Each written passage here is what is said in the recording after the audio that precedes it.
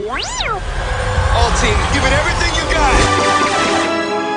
It's time to fangirl flail with Fangirls Going Rogue. Count me in. I don't think there's anything more important in the Star Wars universe than the fans. News, discussion, and commentary from the female point of view.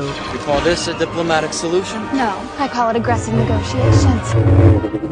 With your hosts, Teresa Delgado, Tricia Barr, and Sarah Woloski. Boy, am I glad to hear your voice. Strap in, because this is where the fun begins. I like the sound of that. Welcome, Yub Cubs, to episode 52 of Fangirls Going Rogue. I'm Teresa Delgado, one of your hosts, and with me are my awesome best fangirl friends in the whole entire galaxy, Tricia Barr from Fangirl Blog. How's life this November? Can you believe it's November? No, I can't actually believe it's November, or that we can say next month we're going to see The Last Jedi. I know, it's crazy. And you know what really hit it for me is I looked at my school schedule and I'm like, oh my gosh, I only have 3 weeks left of school this semester and finals are going to start. And that's when The Last Jedi comes out. And I started freaking out and got really, really excited. And we also have Sarah Woloski from Skywalking Through Neverland. Does November speed up for you guys as far as how busy y'all get? Do you have to be a turkey or a pumpkin or a pie? No, okay, so it's exciting. November is kind of the down month in between October and December, which are the busy months. So it's kind of a nice, like, let's chill out and relax, well, sort of, or just ramp up, you know, for what's going to be a crazy December, because The Last Jedi is coming, and from everything we've heard, it's going to blow our minds. All right, well, guys, we do have a bunch of news that we need to talk about, and it's stuff that just dropped. And it's always it's one of two things happens. Either you record a podcast and then the news comes out, or it comes out right in time. And for us, it was just in time. So there was a shareholder call with Disney, and Bob Iger was, of course, there talking about things. And he announced several things, but the one that I'm going to talk about is a Star Wars live-action TV show coming to Disney streaming service when it launches sometime in late 2019. And I just have to say, I called this. I called it, and I said they are going to put a Star Wars live-action TV show on that streaming service exclusively for it. And guess what? I was right, so someone owes me a check with money in it. Bob Iger will send it right along. So I'm really, really excited for this. If I didn't already know I was going to buy the Disney streaming service, no matter what the cost is, now I know it even more. And he also revealed that the new TV series, he's going to have some other TV series, one that's based on Monsters, Inc. Yeah. And a Disney Channel film franchise for High School Musical will debut. Wasn't the High School Musical going to be like a TV series too? The Hollywood Reporter says Iger revealed that new TV series based on Monster Inc. and the Disney Channel film franchise High School Musical will debut. So it is a TV show. But I want to say that reporting on the call on Twitter was kind of funny, because somebody reported that Iger said they were going to do a Star Wars show based on Monsters, Inc. and High School Musical. So I remember reading it, and I was like, that tweet, and I'm like, what is happening in the world? And then the articles came out that were, actually reporting on, holistically. And I was like, that tweet was just mind blown. So no. Now, was this before or after the 280 character Twitter happened? It was after, but it was a 140 character tweet. Okay. So Yay for 280 characters. We're talking about news. Now I can tag more people when I need to, right? or I can put in more hashtags. We just had a round table with like 8-9 Skywalkers, and I could like tag all of them in the tweet for the show for Skywalking Through Neverland. So it's pretty awesome. Now, there was some other stuff that got announced, and Tricia, I knew you would want to bring this up. So tell us, what else are we getting? Well, it was kind of a shock because that came out on Lucasfilm, announced it on StarWars.com around the same time this call was happening. So I guess, they like to make their news all at the same time. But, you get these emails from Lucasfilm Publicity. It's like, in case you hadn't heard, Rian Johnson to direct first of new Star Wars trilogy. And I'm like, whoa, wait a minute. What happened? And I remember Kay, who does hyperspace theories with me, she said at the DM, it was kind of like, what's happening? And I was like, yeah, what's happening? So, I mean, we haven't even really, as Star Wars as a fandom, experienced a Rian Johnson movie, but they're confident enough to tell us beforehand that they're going to make more movies with him. And it's hard to say because it reads kind of like definitely he's doing the first one, definitely he's doing the idea. I don't know if he's doing all three. It's hard to tell from that press release. So, but I mean, that is definitely confidence. Yeah. And from everything we've been hearing from behind the scenes to just what they've put out in the media, Rian Johnson really has everything together when it comes to Star Wars and the story. For me, I'm just like, man, he must be really, really good. So now I'm even more excited than I was for The Last Jedi. And he just seems like such a nice person. Mm-hmm. Definitely. These two announcements now, everybody wants to know, what are they making? And so that's kind of the place where my brain is. They seem to imply that he might be doing, it says in his own corner of the galaxy, or not a corner of the galaxy, maybe that hasn't been explored. So that kind of starts leaving out ideas of something like X-Wing series, which I would really like. Or, a lot of people are talking about, Knights of the Old Republic, possibly. Does that qualify as another corner of the galaxy because it's in the past? So there's all these, what's it going to be? I'm sure everybody will ask him when all the press runs go out, what's it going to be? But the cool thing is that between Rogue One and The Force Awakens, there is some confidence from Star Wars that they can make new characters, that they don't need Luke Skywalker, Captain America, those type of established Captain stories. America? I'm just saying, like Marvel does. Like Marvel's never going to tell us a new story, right? Right. I mean, new story, but characters we know, as opposed to Star Wars feels like it's going, Rey, you didn't know her, but you ended up liking her. Finn, you didn't know him, but you ended up liking him. Poe, you didn't know him, and you have a crush on him. And you end up loving him. So I'm thinking he's going to go someplace fresh. Mm-hmm. Which I'm so excited for. I love the fact that Kathleen Kennedy said that it was going to be like a blank slate. Right. And that excites me because I know that Star Wars has been, like, the saga of Star Wars has been the Skywalker story. And for a lot of people, the Skywalkers are Star Wars. But for me, they aren't. And I just don't really, like, I love Luke and Leia, but I don't attach myself to Star Wars because of the Skywalkers. For me, it may have started out that way, but now it's so much broader. I attach myself to Star Wars because of the Jedi and, like, the Sith and things that are from that time period, even before the Phantom Menace. So I'm honestly, if they go back to, like, Knights of the Old Republic era, you have no idea. I will melt into a puddle of just, oh my goodness gracious, what is happening? Why? This is amazing. I don't know if I'll be able to contain myself at all. Yeah, well, I freak out. I'm wondering what that means, like a distant corner of the galaxy. Does that mean a different time frame?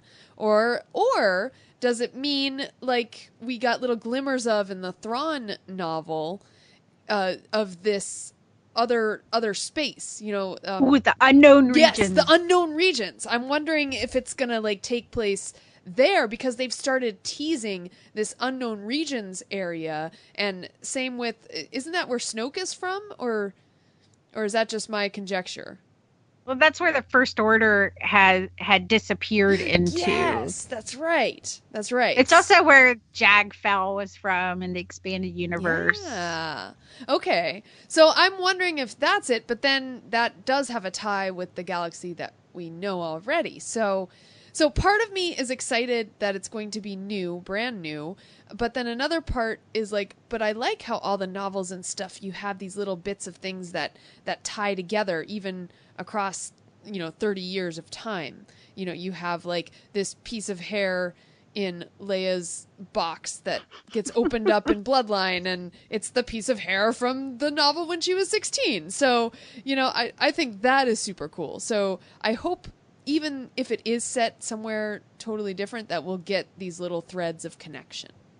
No, I think we will, though, because we have the novels and we have the films and there's all the reference guides. I think we're going to still get those connections and the Easter eggs, if you will, of all the different things. But I think what they're trying to say is that it's just not going to be a Skywalker story trilogy. Okay. Like it's a trilogy, but they have to specify it's not going to be a Skywalker trilogy.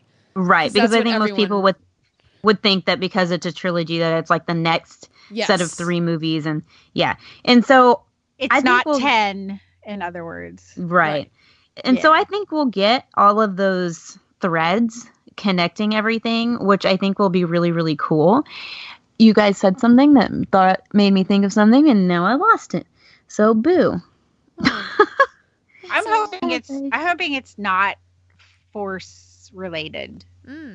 Yeah, you know what would be cool? I mean, I know I've seen it on Twitter, and Tricia, I think you would back me up on this. It would be really neat if they explore like the X-Wing novels. Oh yeah. And because then there's not a whole lot of Force related things there. I too would really like something that's not necessarily Force related, although if it was, and it was sort of like the origins of the Jedi and the Sith or something like that, that would really excite me. Oh, I remember what I was going to say. There's a lot of areas that they can go in, but the thing that's going to happen is inevitably at some point in our journey of Star Wars, we are going to cross areas of Legends content, and people are going to get very upset because the Legends content is going to be wiped out for what the story group is creating now. And I can see that coming, and I just want to say, like, Legends and the EU isn't canon officially, so keep it in your head canon, keep it in your heart. But if it gets changed, it's okay. Well, we will survive it together. It's like it's a fairy tale now. It's legends. It's stories that have been passed down. It's like Once Upon a Time. I love those versions of those characters, and I love the version of, Hook and all the other characters that we see in the fairy tale. So they can all exist. It's all about your emotional connection. But going backwards a little bit, before these announcements came out, Kathleen Kennedy did an interview on the Star Wars show that seems to have been setting up why we should be so excited about Rian Johnson. So why don't we just let Kathleen Kennedy take it away? I have to say Rian Johnson I don't have enough accolades to say about him. And I know he's been on the show, and I loved watching his interview because that's so much Rian. He just had amazingly good time every single day. He's such a huge fan. I mean, from the times that I've talked to Rian, he's just such a genuinely excited, interested person, and it seemed like he had kind of his whole roadmap out from the beginning. He did. He wrote the script, which I'm sure a lot of people don't necessarily realize. I think it's something that he thought about a long time before he ever put pen to paper. And then he went off. I remember he was in a driving snowstorm up in the mountains, putting the final touches on the script. And then he came back just bubbling over with ideas and excitement. So he has this interesting way that he works where he needs that time alone, and then he's so incredibly collaborative when he comes into the process of making a movie. That's fantastic. It sounds like it was a really good working relationship, a lot of fun. Really great.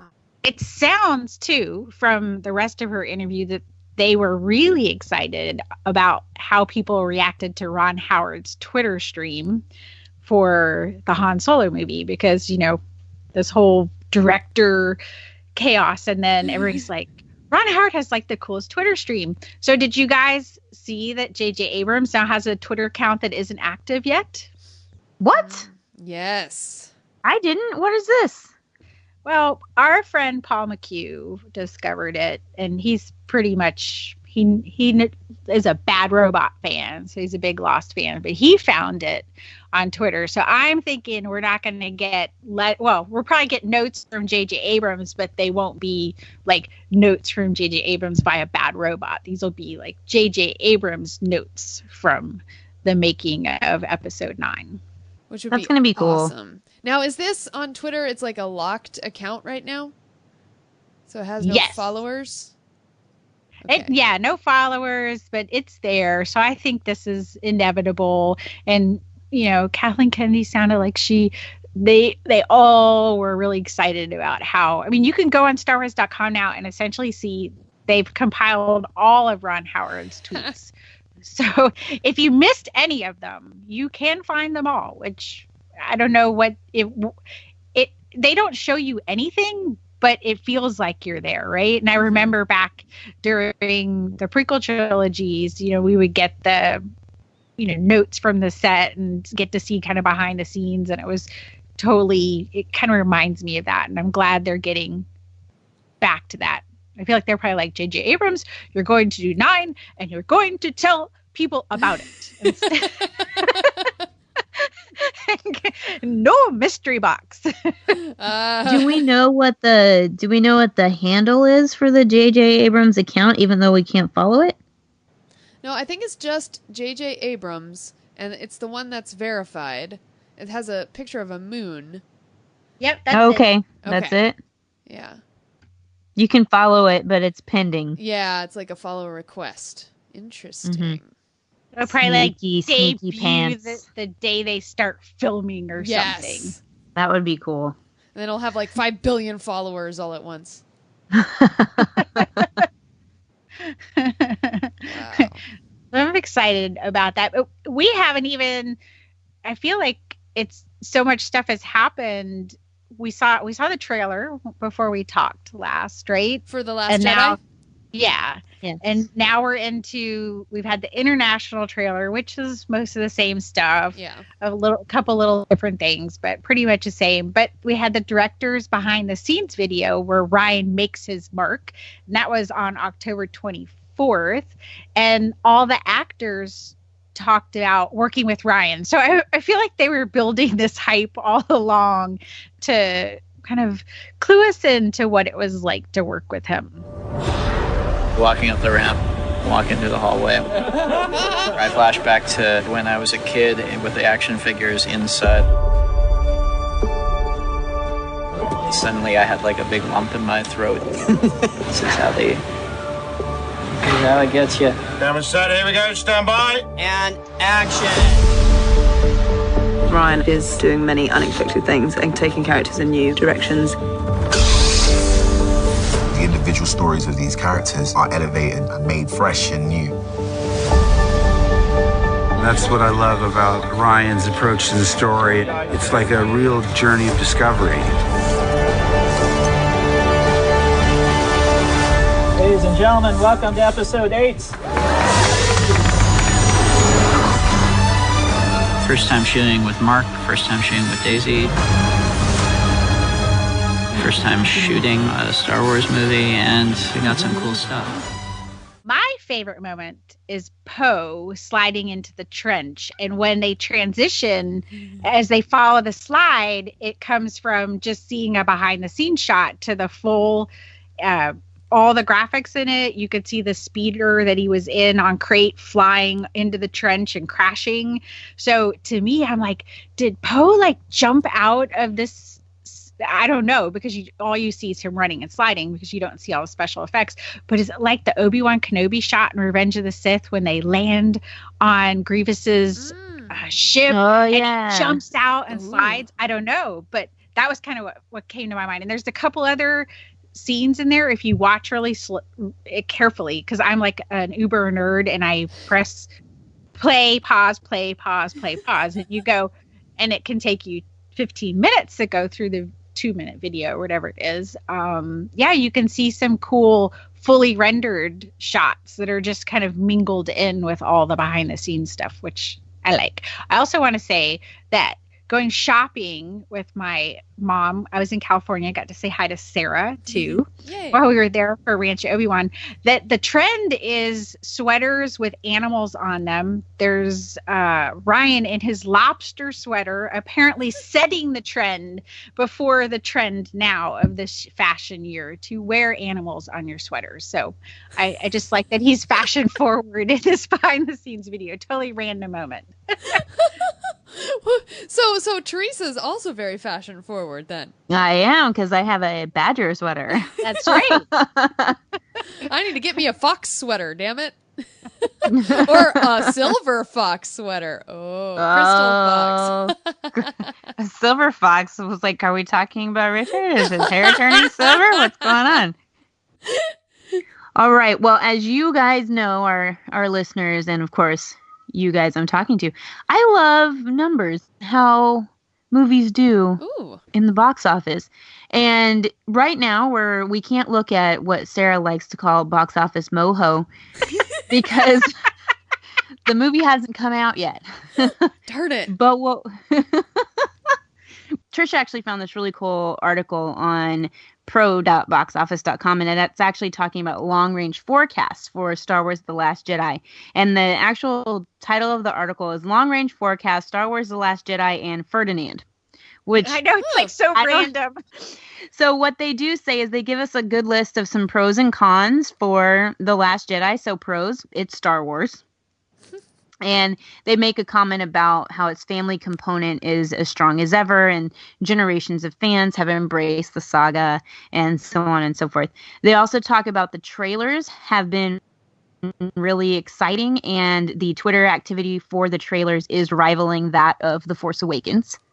So that's good. That's good. Good sign. And then writer-director Rian Johnson is highly respected and successful young filmmaker. So he's getting some praise from them as well. So that bodes well. And then they say, as evidenced by last year's Rogue One, the enduring appeal and cultural impact of Star Wars continues to transcend other franchises. And then their con, it's Star Wars. What? And then they say, no, that's not a bad thing, but it does mean expectations will be astronomically high, which is true. And we do know that. Especially Menace. Oh. I mean, that's what happens if people have expectations and you don't meet them, then that's, the buzz on the Phantom Menace is you could just get bad buzz. Right. But, with how well The Force Awakens did and all the records that it broke, we were talking about it for a couple of months as we continued to break records with that movie. Yep. And I say we because it's our movie and we contributed to it.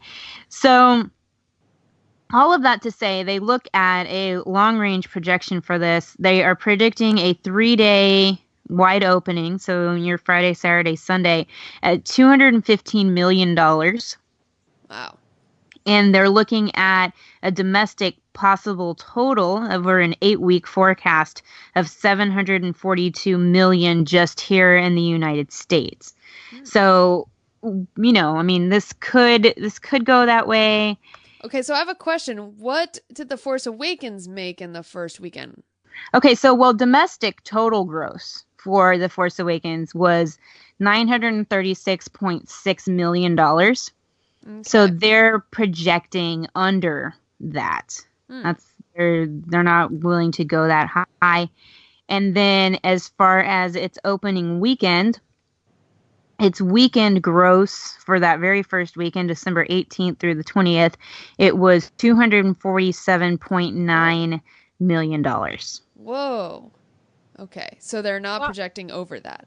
Well, I'm wondering, too, if some of I don't know if you guys have read the articles about Disney's contracts that they're making theaters sign.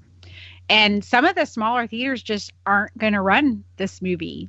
So I don't know if that's weighing into their projections, but it could. If, like, one of my local theaters, a big theater, they didn't put up Last Jedi tickets for a long time. And I was curious. I'm like, I wonder if this has anything to do. Were they balking at the contracts and didn't put it on their schedule until they finally said, okay, well, yeah, we'll do that for 4 weeks. So, I'm wondering if that affects it.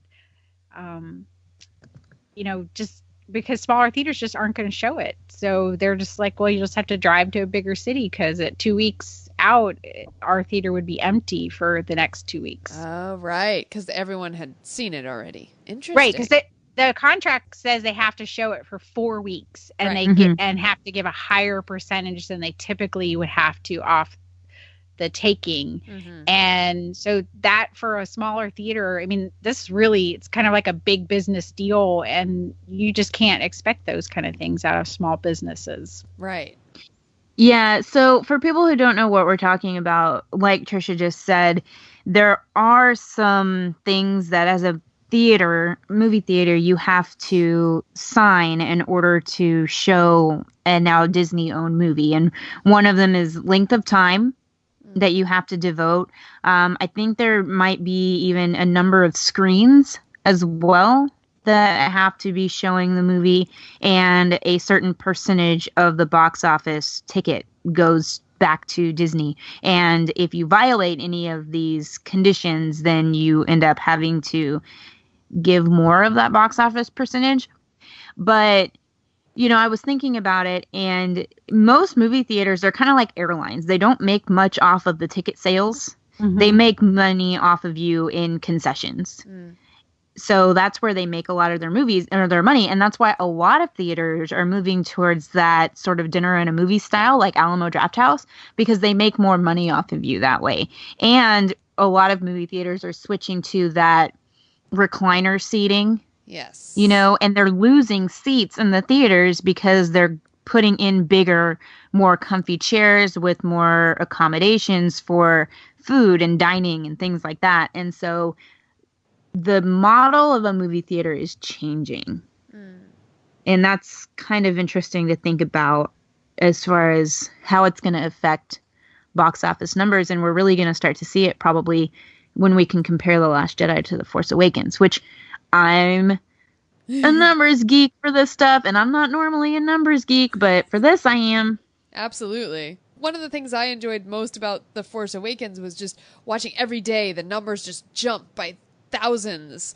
30,000 one day, 30,000 the next day. Like, it was ridiculous how fast that the numbers, came up. So I'm interested to see if The Last Jedi compares in any way to that. Yeah, the really high crazy numbers like Titanic are when people just obsessively go back to see a movie.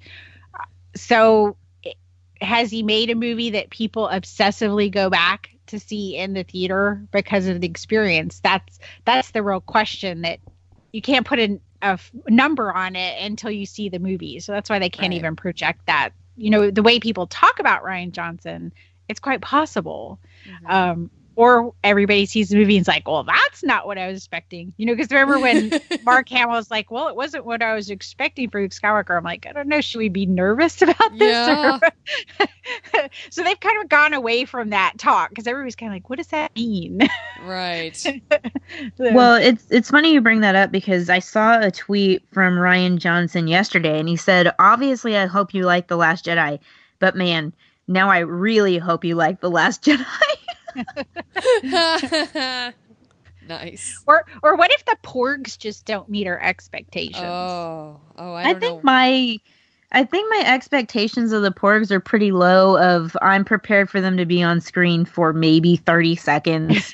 So anything longer than that, I'll be ecstatic about. all it takes is like 2 seconds of rah, and we're all happy. So. Exactly. So if we're going to talk about cute things in Star Wars, maybe cute, not cute, cuddly, so we have to talk about Rebels, right? Because there's because Loth-cats, hello. So Star Wars Rebels, yes, because if we're talking about confusing things too, because we've had in Star Wars Rebels, the recent episodes, we've had white wolves or white Loth-wolves and white Loth-cats, and other different colored wolves and cats. But what does it mean? What does it all What does it mean? Well, I want to talk about the Loth cats first. Okay. They are amazing, adorable, perfect representation of my cats. They do things that regular cats do, like they lick your head. Cats do that, especially if you have short hair. For some reason, they do that. But one of the things I was the most impressed with was that they understood Ezra because of his connection to the Force and his connection to the cats and all, that he needed a diversion. And when they walk out to distract the stormtroopers, I have not seen an animal in Star Wars walk with that much like saunter and wiggle to their little butts and tails ever. It was amazing. The tails were perfect. They were like the Aristocats or something. Yes. The whole time we saw them before, they were sort of like rolling around and like running and really low to the ground. And then they go walking out there and suddenly they're very tall, very proper. Their tails are in the air and they have this little wiggle to their butt. And I lost it. I was completely lost it. And then it's Dave Filoni voicing the stormtrooper. Great. More of those things. That's what we get for building a base out here in the middle of nowhere. You think they can fly? Kind of like to see if they could. It's like so cruel. I'm like, oh, but Filoni Trooper, you can't do that to the kitties. And then he tries to shoot him, and then of course they attack their face.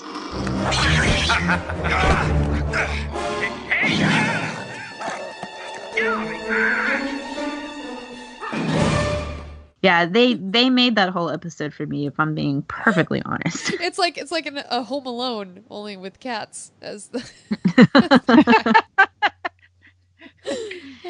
All right, well, yeah, let's talk about the White Wolves, Sarah. Yes, the White Wolves. Wolves. You said that very nicely. I tried super hard. I was concentrating on the word because normally it would come out White Wolf. Uh-huh. So they do say Doom, and not Doom like Doom, Doom like Dume, like Caleb Doom. Yes. And when I saw that the first time, I just was like, oh, they want Kanan. They want Kanan. But or did they come from Kanan? That's what I'm confused about. Oh, snap. Yeah. Hadn't gone there. Well, or is it possible that Kanan is from Lothal all along? We don't know where he's from. No?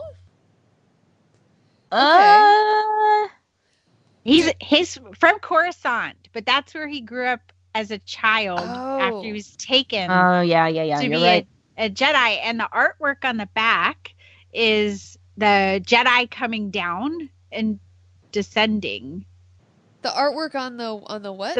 Behind the wolves. There's on the cave wall. Yes. On the cave wall. Yeah, and the one person zoomed in, and one of those looks like Yoda. So like this, by the way, that episode with the little kitties and all that was the episode that they showed us when we went to the fan summit. Oh. And with the cats, and I swore I thought it was Doom, and then obviously they changed the time, Doom, not Doom as in Kayla, but Doom as in Doom, Doom. Then when I watched it without the closed caption, when it came up at midnight or whatever, because it comes up on demand, I thought there was no M at the end. So I was like, okay, so he's saying do. I'm like, and then when I played it with the closed caption, I'm like, no, he's saying Doom. And so I'm like, I don't even know. They're yeah. So I think somehow, yeah, Kanan has a connection to the wolves that he doesn't know about, or something, or he is the wolf but doesn't know. Somehow he doesn't know, but he has a connection, even though Ezra's the one that has been displaying all this connection with animals through the Force. So that's what I'm conjecturing. All I'm saying is Monday is not going to answer your questions. Yeah, because they're only going to give us one episode. Yeah, it's not going to answer your questions. Well, I'm sad because is this all we're going to see of the white Loth cats and wolves, or are we going to see them again towards the end of the season. Oh, they're gonna. I believe they're to play a role in the story in the same way that Bendu did last season. You remember at the end of last season, it was Kanan who kind of got in Bendu's face and said, "You need to do something." Yes. Right? And if Bendu is a representation of the Force, and Kanan said, "You need to do something," instead of thinking of it as him talking to Bendu, if you think of it as Kanan having a conversation with the Force, then they go to another place. Perhaps this is just me, just like, thinking about it. Perhaps this is the Force going, okay, because, we all have those moments, right? Where we are like, if you believe in a higher power or whatever, you're like, why don't you do something? Right. And stories struggle with the kind of the benevolent God and the the absent God, right? Where we have the gods that created man and then they don't do anything, and you have stories that deal with gods who keep messing with the program. So yes. In that way, like, is what's going on with there? And then there's the whole white wolf, and then there's two other wolves in there, which I think goes back to Mortis a little bit. Wow. There's so much. It hurts my head. I know. I just explain. Wasn't that was part of the Mortis story too, is whether the father was trying to figure out if he should intervene or not with everything. So you kind of wonder if this is kind of not a telling, but this is the same theme. I don't know, because it's so, you never know until it's all played out what they were really trying to do. But right, it's not Ahsoka. We do know that it is not. Well, okay, so here's a question: what is the symbolism of white? I mean, because white could mean innocence, but I don't think that's really what it's symbolizing in this case. Or purity. White is like clean of a side. It's like neutrality. It's like if they're the Force, they're neither white or dark. They're just, or no, now they're light nor dark. They're the middle. They're the balance. Well, white as a color has every color in it, as opposed to black. No, black has no color. Black is the absence of color. Absence of color. Okay. So white is every color. So white could symbolize the totality of life, and when you're talking about nature, there's so much of a cycle. You have to have destruction and have rebirth. That's just kind of the way nature works. So, that's kind of the white. We tend to think of it like, oh, there's Princess Leia, and she's in the white clothes, and she, your brain goes to kind of virginal, innocent, and she's anything but, right? Leia knows everything that's going on, especially after we talked about last episode about. Yeah, we know book. That now. I mean, Leia her braids got taken down, so. Yeah. I will never think of braids the same again. But she's not. I mean, she knows a lot of what's going on. She's not virginal at all. So white is a color that sometimes we get mixed up on what it really means. So I definitely don't think that it's innocence. I think it's more of like a knowledge type of symbolism. I like it. White is knowledge, which explains why I wore a white wedding dress, because I'm super smart. Well, there we go. My favorite moment in the episode was when the wolf is there and the white loth cat crawls up on him and his little ears go wiggle, wiggle, wiggle, and then the wolf goes wiggle, wiggle, wiggle. Yes. Oh yeah, that was so cute. It was like telegraphing to Ezra that he should trust the wolf as well as the loth cat. Well, obviously we can't wait to see the rest of Rebels. Ugh. Too bad they're gonna go on hiatus. I know. All right, well, I know we love our Loth cats and our Loth-wolves, but there is another cute thing that we have to talk about, and that is Kelly Marie Tran. She is cute. She's even cuter when she dresses up like a porg. Right? Oh my gosh. So yeah, I think Nerdist picked this up, but Kelly Marie Tran had Instagrammed herself and her friend, and they had created in 3 hours on Halloween these porg cosplay costumes, and they're adorable. It looks like they took white hoodies and added like fur to the arms and big giant porg faces. Did you guys see this? Oh, they're adorable. Yeah, so it funny. was so cute. And then they're holding the porg that we all have from Disneyland. Yes. I mean, they're going all in. Mm-hmm. I love it. Oh, and they're wearing orange leggings too, or orange. Yeah. Oh my God. It's so funny. So yeah. Oh, well here, and this is what they said in the comments. You'll never make it, they said. It's basically impossible, they said. You'll end up looking like 2 sad birds, they said. Well, guess what? We spent 3 hours making these costumes and we have prevailed and I regret nothing.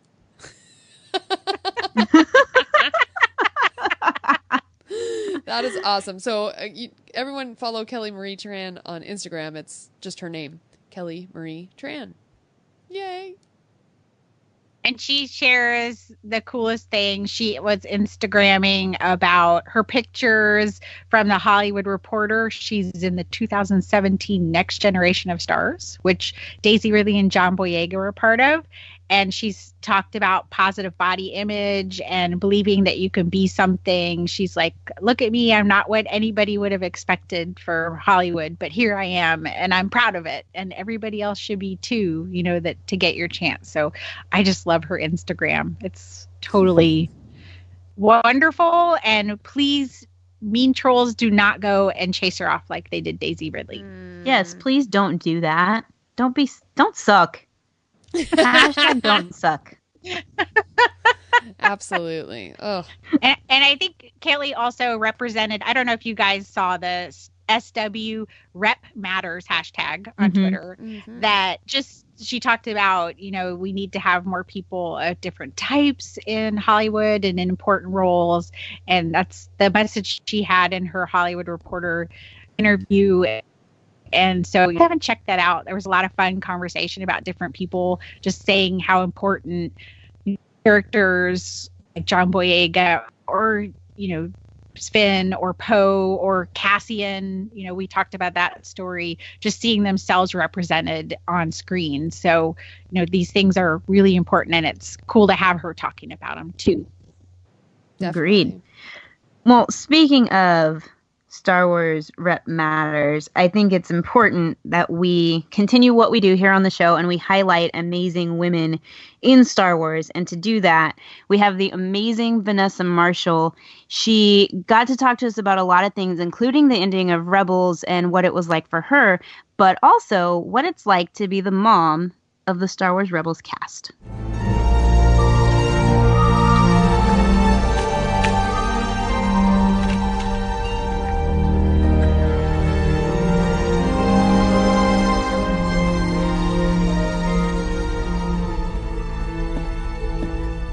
May the Force be with you.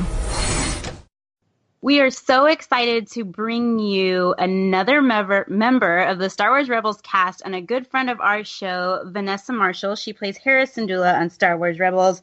Vanessa, how's it going? Excellent. How are you? We're really good, and we're so glad that you're here. It's been a while since we've had you on the show. Absolutely. Well, here I am. All right, so we're just going to start off. So we've got a lot of really awesome questions here. Now, Star Wars Rebels is officially over for you, but we do want to know, how has Star Wars Rebels changed you? That's such a great question because it has had a huge impact on me. You know, not only just interacting with the cast and, of course, people at Lucasfilm has just been wonderful, and I think I've made friends for life there. I think meeting the fans and participating in all the different charity events that have happened through May 4th and all the reading initiatives and all these wonderful things that stem from the Star Wars saga celebration and Star Wars weekends and all these wonderful things that just touched my life. And I really feel like I've made friends that have become family And I know that even though it's the fourth and final season, I'm sure that I will be in contact with these people for the rest of my life. As long as Lucasfilm keeps releasing these things, we'll have stuff to do every December. So it's really cool. Yeah, we'll be able to actually watch all those movies in December together through liningup.net. That's right. Exactly. Yep. That's our tradition. That's our tradition. Absolutely. And you know what? The last time we saw you was at the Rogue One Q&A at Disney's Hollywood Studios, actually. Right. That's right. Yeah. And you were actually the person in charge of interviewing everyone. So, like, you got to interview Alan Tudyk and John Knoll. What was that like? Oh, it was amazing. I've never done anything like that before. And so it was something new and different to attempt. And I enjoyed it. I had a really great time. And I didn't know that hosting was something that I could do. You know, you have to wear an ear prompter and someone's sort of guiding you while the person you're interviewing is talking. They're saying, okay, move on to the next topic. Okay, all right, do this, do that. So it sort of requires an immense amount of focus, not to mention kind of covering up my fangirl flail. Like, I'm sitting with K2SO and John Knoll, and I'm trying to act normal. Yeah, it was really great to meet them. They were so kind and lovely. Like most people that work with Lucasfilm, really humble and hilarious, and just as big of fans as we are. So I learned a lot from doing it, and I had a wonderful time, and learned that I could actually do stuff like that in the future. And I hope I get the chance to do that. I'd be happy to.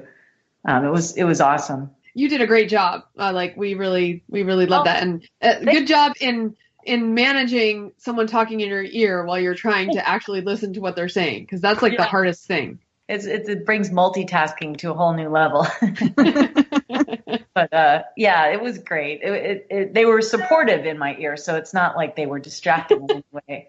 It was almost like having a little bird on my shoulder guiding me through the whole thing. It was kind of cool. It was like having Tinkerbell on your shoulder. Exactly. That's exactly what it was like. Vanessa, I got to interview you for the newest issue of Star Wars Insider 176, if people want to check out that interview. But in it, we discussed the family of Star Wars Rebels cast, which kind of mirrors the found family of the Ghost Crew. Did you know you were going to be the mom of this group of actors when you started? Never would have thought that. Never would have thought that. I mean, it's strange. I'm also in Guardians of the Galaxy, and I kind of do the same thing there, which is to say I make sure everyone's okay. I bring birthday cakes for everyone's birthday.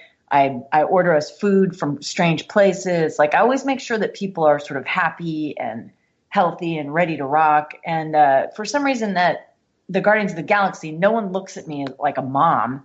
They look at me like a caterer. But I don't know. I'm half Italian, so I think I just like to make sure that no one has low blood sugar around me, so we can all just be happy and work.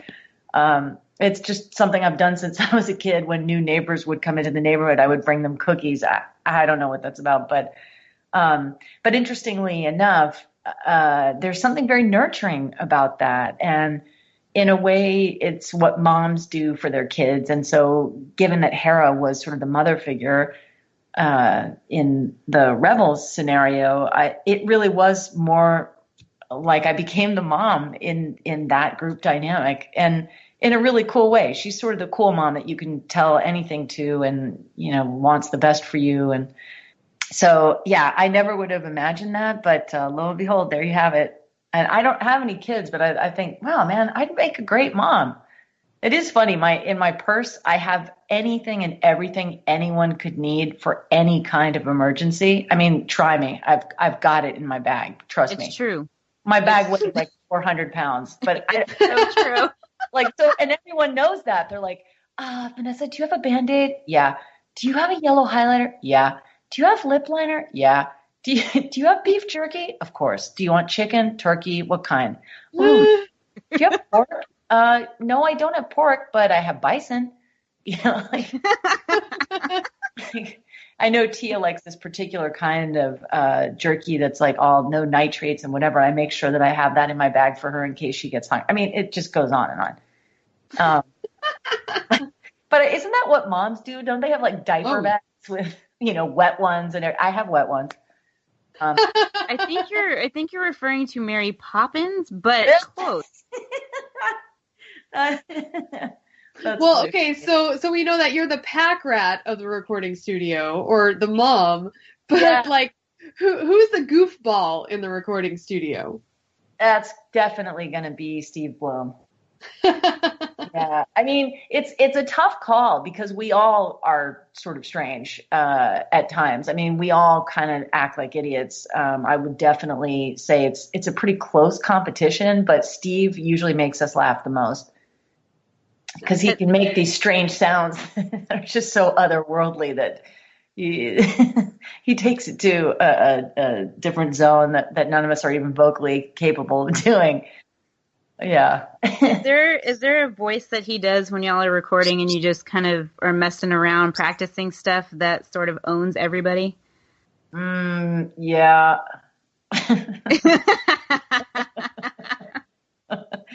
Yeah. He usually makes sounds like I don't know how to put this nicely, but flatulence. Boys in their farts. Yeah. Yeah. And, it kills every time.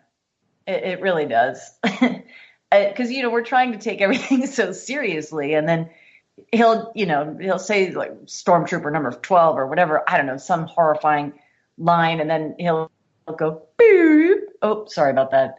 And, it gets worse.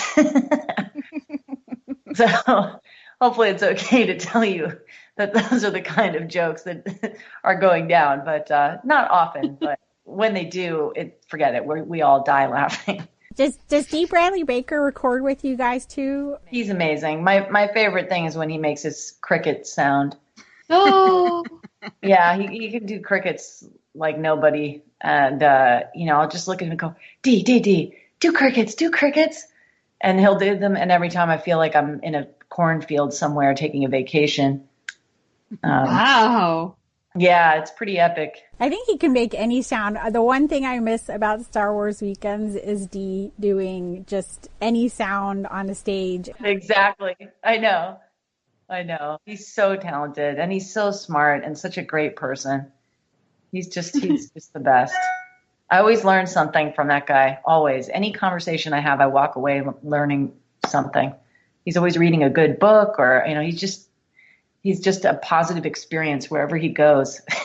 When the show started, a lot of people picked up on Canera, we'll call it, hashtag Canera, hashtag Space Married, whatever you want to call it. And early on, you and Freddie Prinze Jr. might not have seen that in the characters and in interviews. Do you see it now? What all the fans picked up on? Oh, yeah. Yeah, I definitely do now. And there were times where things were written on the page in a way that didn't indicate that there was a connection per se, necessarily. So a lot of times I hadn't seen any animated version of what people were sort of questioning. And when I would then see it and see that they, almost kiss each other or whatever, I would say, well, my goodness, that wasn't in the script. Yay, animators! Yeah, so, I guess it was hinted at, but, you can't really get the full impact of it until you see it, and then it's somewhat undeniable. So right. I didn't mean to be like some naysayer who's blind, and, I was only dealing with the limited tools at my disposal, i.e. the script itself. I guess things sort of were hinted at, but once I saw the episodes for myself, I could absolutely say, yeah, hashtag Canera. Kanan's not bad. Oh yeah, sure. Yeah, he's not bad at all. Had you known some of that, a little bit of that backstory, would you have played any of the lines differently? Probably not. Okay. Yeah, no, because I don't even know how you could suggest more of that with your voice. Right. Without being like, I don't know, too on the nose with it. I think it's interesting that we didn't really know and that the animation brought it out to sort of play against the voice? That's a great question. Well, when a lot of times when you're telling a story, though, you don't want it to be too like over. Like you want to give the fan something to root for. Like, well, I hope it can happen, or maybe they're not. Sure. So I almost think it made it more powerful because we were like, yes, we're rooting for it. We see it. Come on, happen. And then it was like we got our reward for kind of getting invested. True. Yeah. Well, once I would see it, I felt sort of like I had made a huge mistake by denying it. I was like, wait a minute. Whoa. Can I change my answer? Well, you had to say, this wasn't in the briefing notes. This wasn't in the talking points. Yeah. If J.K. Rowling can change her answer, then you can change your answer. There you go. There you go. So how has recording evolved and changed for you guys from season 1 to season 4? Oh my gosh. That's interesting. Yuri Lowenthal, he plays one of the Imperial officers. He came into a session at the end of even season 1. And it's not to say that we sort of take it for granted. We're like, oh yeah, well, here we are. I think we still have a respect for Lucasfilm and all that stuff. But I do think we became sort of more comfortable with one another and trusted the experience a little bit more, that we could sort of let go and relax and be less, I don't know, sort of on edge about the whole thing. Mm-hmm. None of us could believe that we were hired. We were just so grateful and ecstatic, and we were just we were so excited. And it's not that we lost that enthusiasm or anything, but we definitely just relaxed into having much more fun, I guess. Yeah, well, just to kind of get you with a little bit of a hard question here, what was it like recording that last episode? Oh, well, I'm not even sure. I kind of blacked it out. Oh. Yeah, no, really, I sort of blacked it out, and I know that there are pages that I didn't receive, so I really have no clue what the ending is. The only person who knows is Dave Filoni, and I feel like Tia knows more than any of us, but I'm not sure. So I literally have just blacked it out. I will just have to see it to get it, because I'm not sure what happened. I did what I was supposed to do, and I hope it was fine. How it's all going to tie together, I'm not sure what Dave is doing. Yeah, well, what about like that last session that you had? Like the last time you knew you were really going in there? Well, from that standpoint, it was bittersweet. I was grateful that we got the ending that Dave wanted to have. As a huge Clone Wars fan, I wanted that to go on and on and on. But then that sort of stopped abruptly, and I'm glad that that wasn't our story, that we get to have a very satisfying finish, and Dave deserves that, and I'm grateful for that. It's a full arc to the story at hand. Yeah, I was definitely sad. It had been something I did every Thursday, every other week for however many years, since 2014. I'll miss that weekly appointment. There's not a lot of regularity to my job. A lot of times things are just sort of here and there, and you don't really get to know people. And this was probably the longest running thing I've ever done consistently. Billy and Mandy went for a very long time. No doubt that was on Mondays a long time ago. But as far as playing a strong female character, this one probably had the biggest impact on me, given how long it was going on and how much her character grew within the 4-season arc.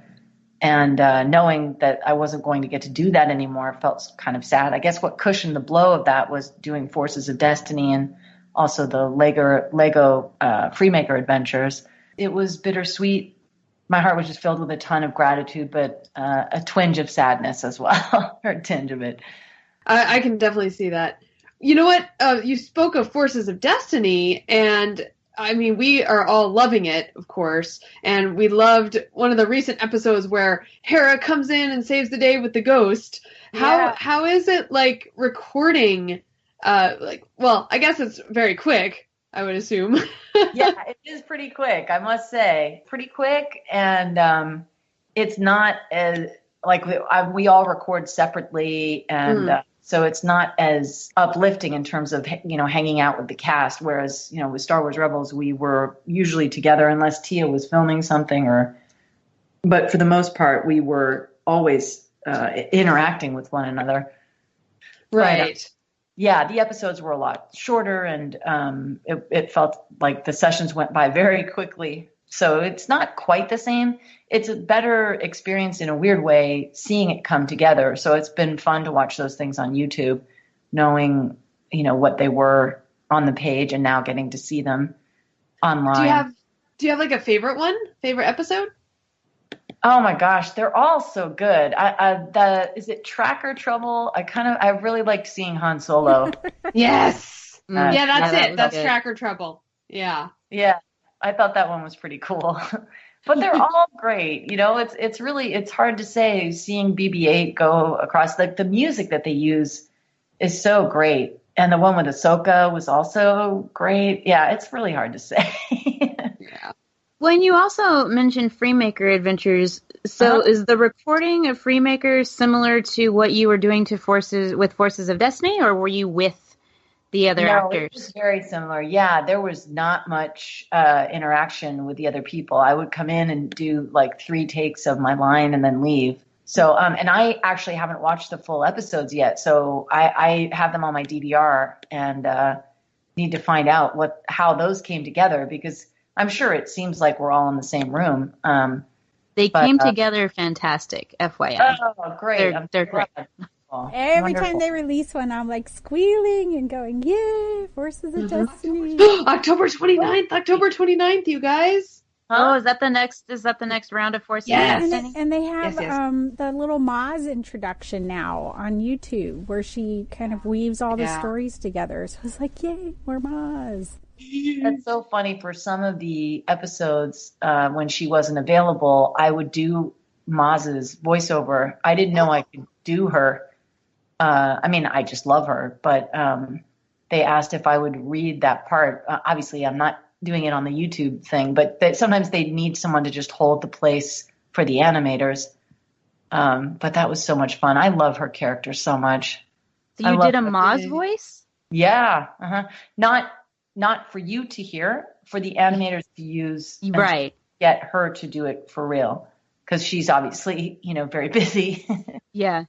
But still, that's sort of like, it's not something I would think would be in my wheelhouse, What does that sound like? I'd have to remember one of her lines. She sounds wise and all-knowing and a little bit funny.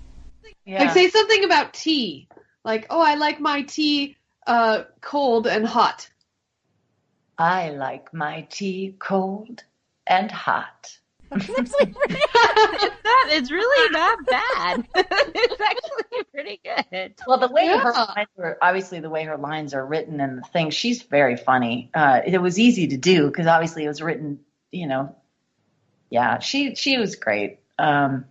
So I got to fangirl out in different ways doing Forces of Destiny as well, getting to read different parts and stuff like that to help whoever was reading, that day or whatever. And also you guys have David Oyelowo doing the voice of, we'll just call him Hot Callus. Oh, it's so hot. So I don't even have to ask the question, are you on board with Hot Callus? What? With the hair flip thing, what? And that facial hair, stop it. Yes, of course. Hotcallus.com. Oh. That's what we need. And then it's just screenshots. Oh, man. It just goes on and on. Yeah, Dave Filoni's post recently of Hot Callus, I don't get it. It's like, oh, please. He's perfect. Yeah, and I really applaud their colorblind casting. I thought that was really awesome. Mm-hmm. I just that made me so happy, because so many times it does not go that way, and we've heard all these things about whitewashing and all this stuff. So for him to get to play Callus, I just think is brilliant. That kind of colorblind casting works for me. Yeah, when it's all about the voice. Well, and especially it makes it's not just the hair. The hair's part of it, but the voice is definitely, it's all in the just now. What is it? In the Name of the Rebellion's been playing tonight, so we're all catching up on it. And Callus is in there, and it's just the kind of the delivery, the way he just not even just that. It's the even the way the animators make him walk, and he has this. He has this saunter, and it's just. It's all things good. It's everything. It's everything. I love it. Oh, that's so funny. That's confounding Dave Filoni every day with the Hot Callus hashtag. Yes. Well, coming back, bringing it around to Hera, what story about Hera would you like to see told? I'd love to see where Hera lands.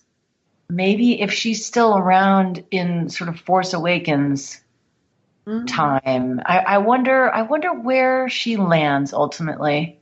I'm curious about that. I have no idea what the answer to that would be.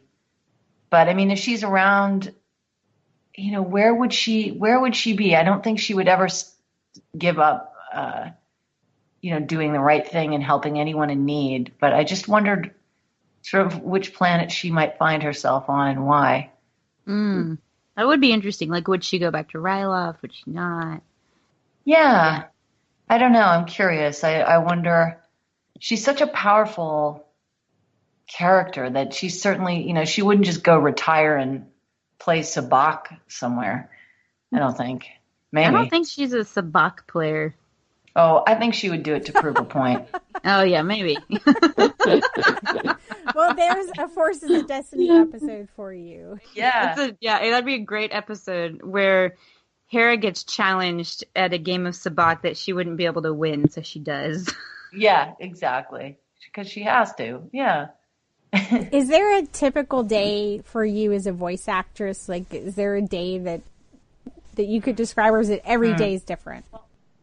Well, not only is every day different, but every day is full of surprises. And so what that looks like is I will make plans to meet with people, and then the radio stations that I have that are all over the world, no matter what the hour, because even if it's like a dinner plan, my stations in Kenya and Dubai will have copy for me late at night because it's their morning. I can never predict when I need to be in my booth.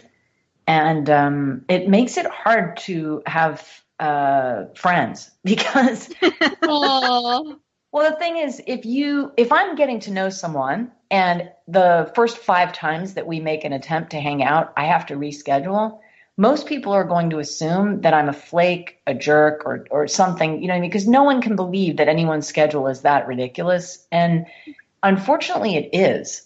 I'm an only child, so I'm cool to kind of, just be a worker bee and live the dream in my vocal booth by myself. But I have found that it does make it difficult to get to know people. And once people do know me, they understand oh, never mind. Well, why don't I bring over fried chicken? Okay, great. Or they'll come over here because they understand that I'm stuck in my booth or, but if you're getting to know someone for the first 2 or 3 times, that's not going to work. Oh yeah, just come over to my house. But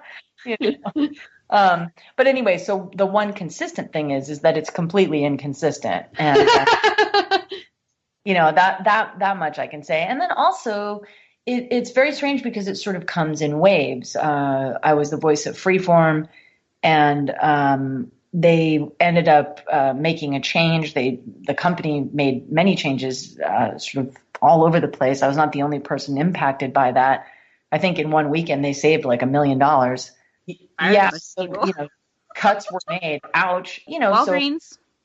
Walgreens went away. That's the one I missed the most. Yeah, I know. It's so strange, but that's also one thing that you can say is consistent, is that the work itself is inconsistent. The schedule's inconsistent, the work's inconsistent.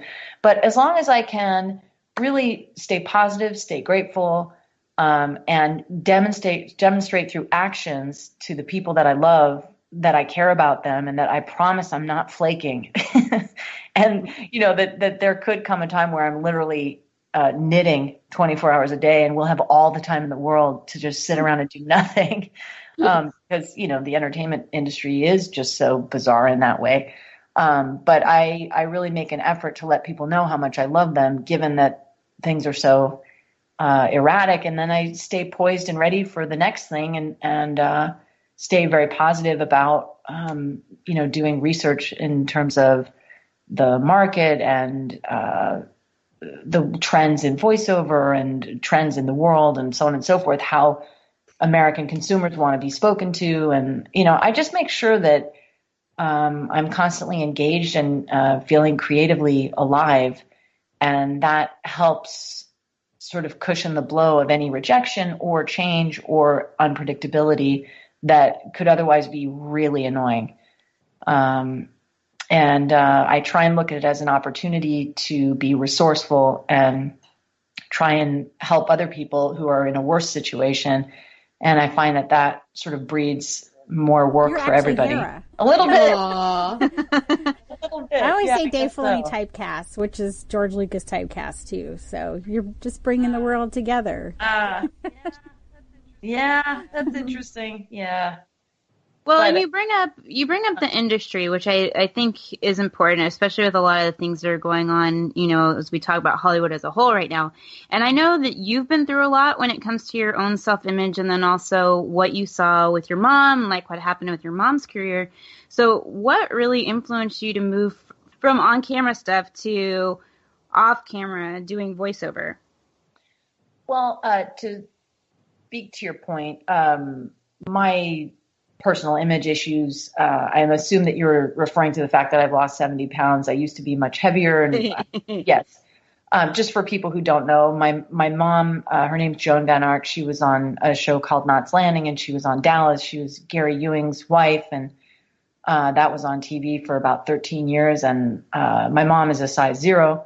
So, in contrast, I was sort of in her shadow and looming large, if you will, given that I was so much heavier. I think that the industry had an impact on me, given that my mom was the image of perfection. And, I felt immense pressure to become that. And I think I rebelled against it. So I am Hera. I am a rebel at heart. As far as the on-camera versus voiceover stuff goes, fortunately for me, voiceover allows me to be somewhat invisible. Not so much the case these days with social media and all the press that is involved with some of the projects that I've done. It's, no one knew who I was when I was doing Irwin in the Grim Adventures of Billy and Mandy, because they didn't have Twitter back then, and, Instagram wasn't going off all day long.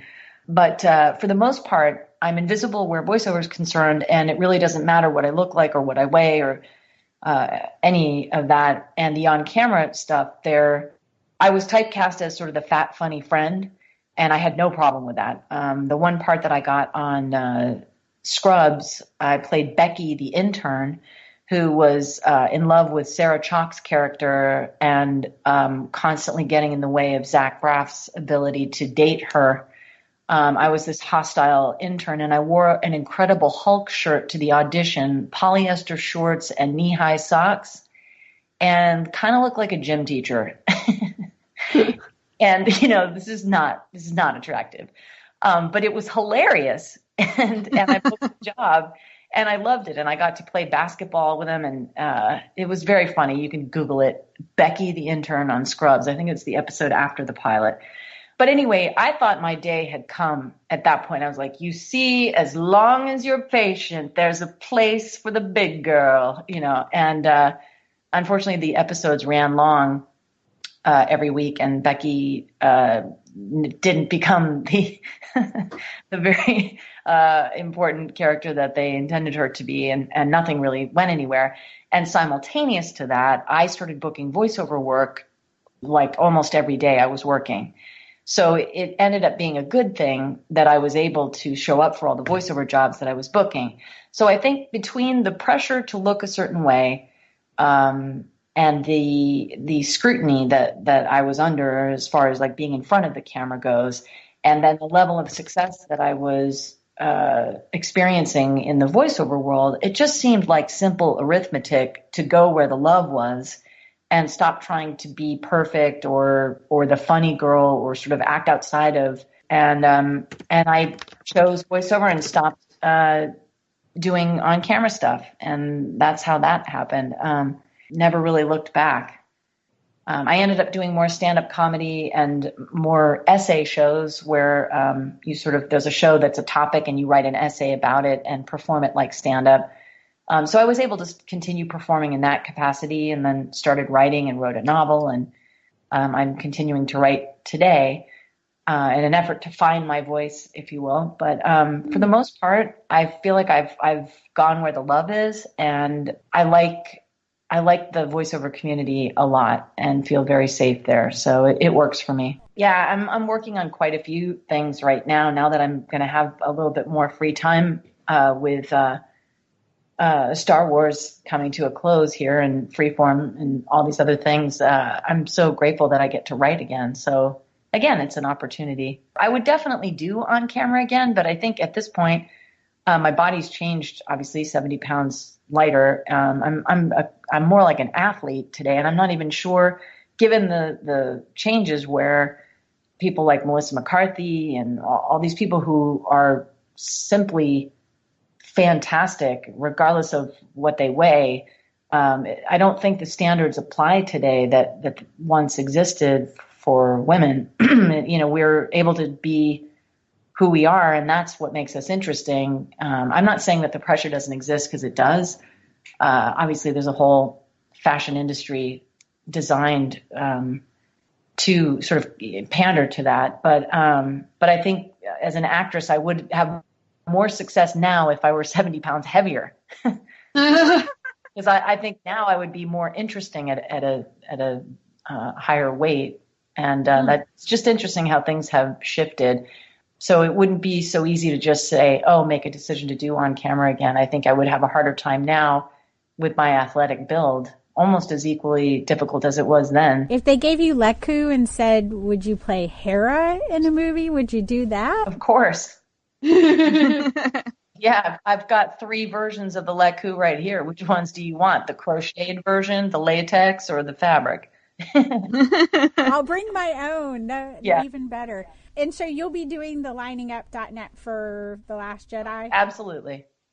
So to bring it back around to Star Wars, what got you excited about the trailer for The Last Jedi? Did you have a moment that you were like, oh my gosh, I can't believe this is going to be coming in December? Well, yeah, there are several. When Kylo is coming or flying somewhere, I don't know what he's flying toward, and then they cut to pictures of Leia.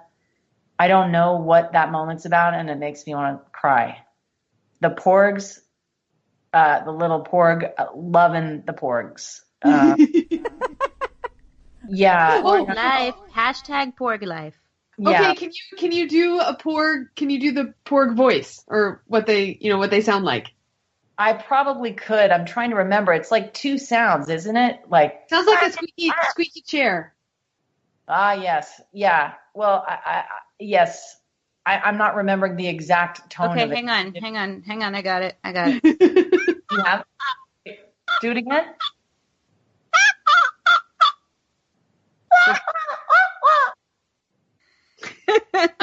Now we've all done this one. We did this on our last episode. So there's also this one. Oh, not that. I don't know why it does that one too. Yeah, that's the squeaky chair one, Sarah. No, this one. Seriously? When you want the stuffed animal to scream, it doesn't scream. Okay, hang on. There's that one. Yeah, that's it.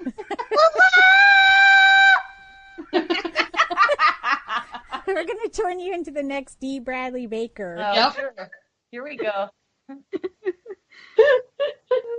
funny.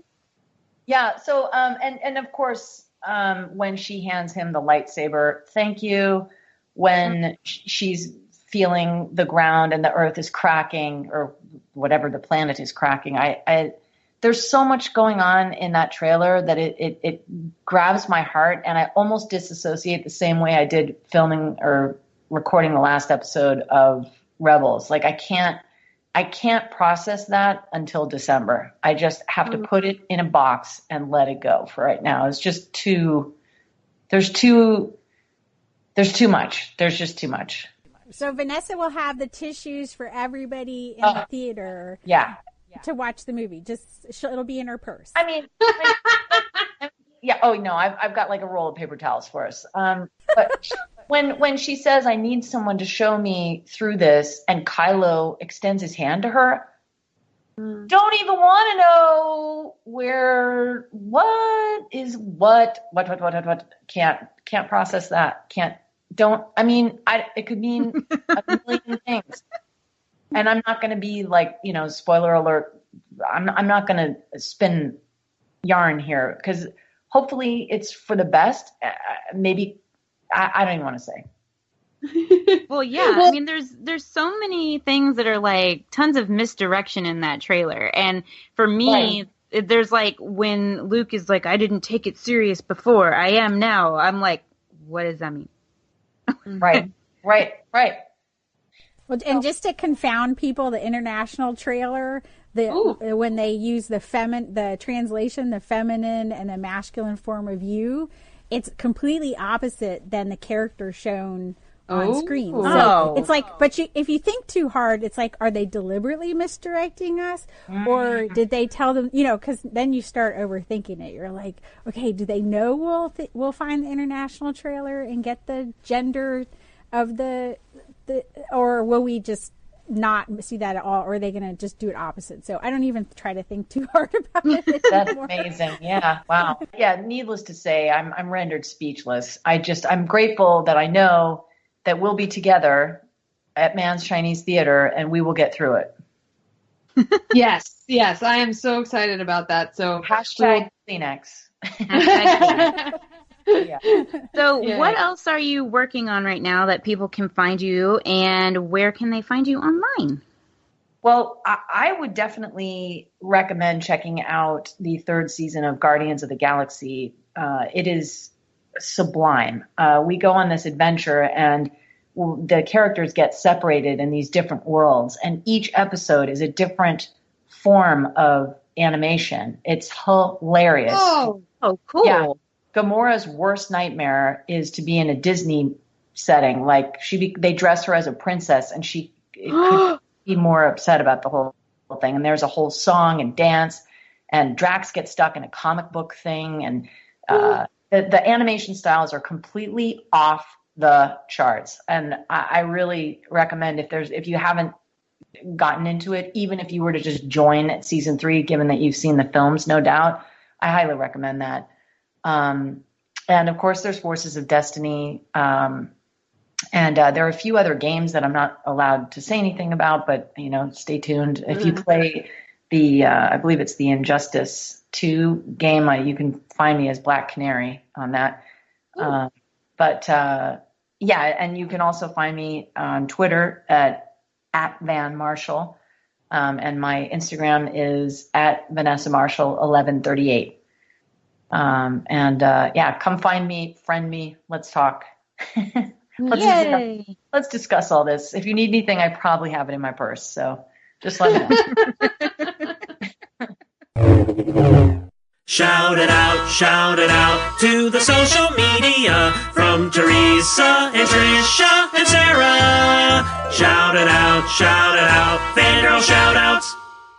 On our last episode 51, we had asked everyone to stop and take a hashtag FGGR selfie in hopes of winning a Forces of Destiny figure.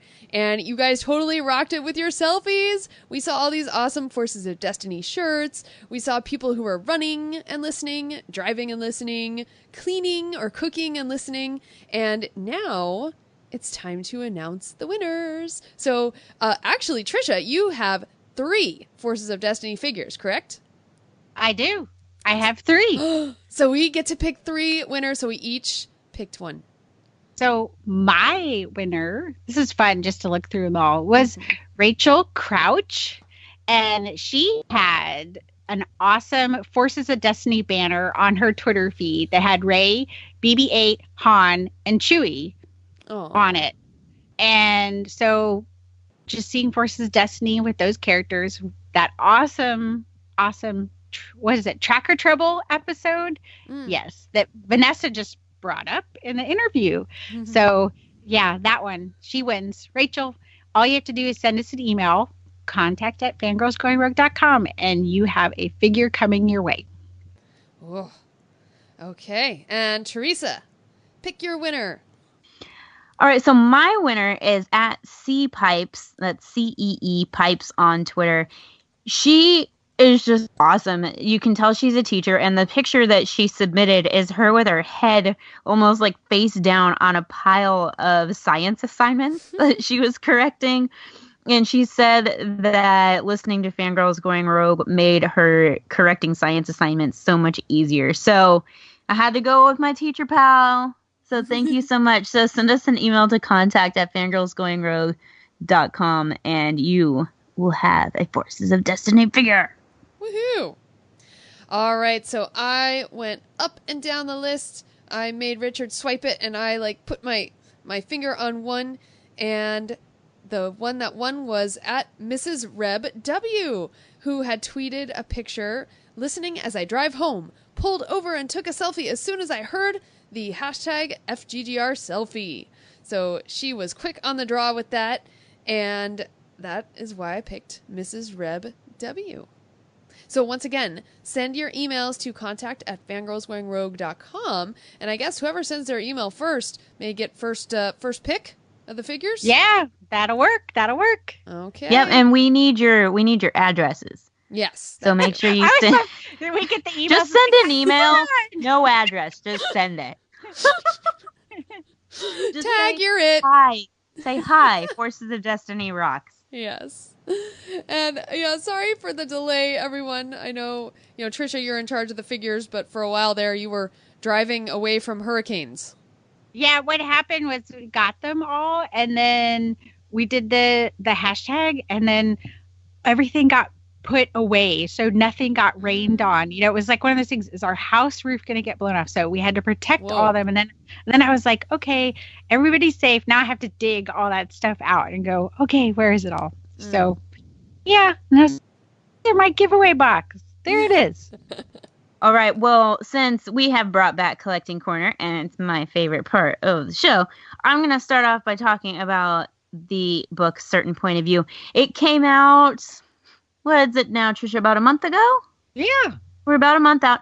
And if you don't know what we're talking about, it is a book that came out that has 40 stories. It's celebrating the 40th year of Star Wars. And there's 40 stories by 40 plus authors, actually. And they're short stories that are based in the timeline of A New Hope, but they're stories told from the perspectives of other characters that were there. And, or not there in the case of one of the ones I'm thinking of, or not there that we know about.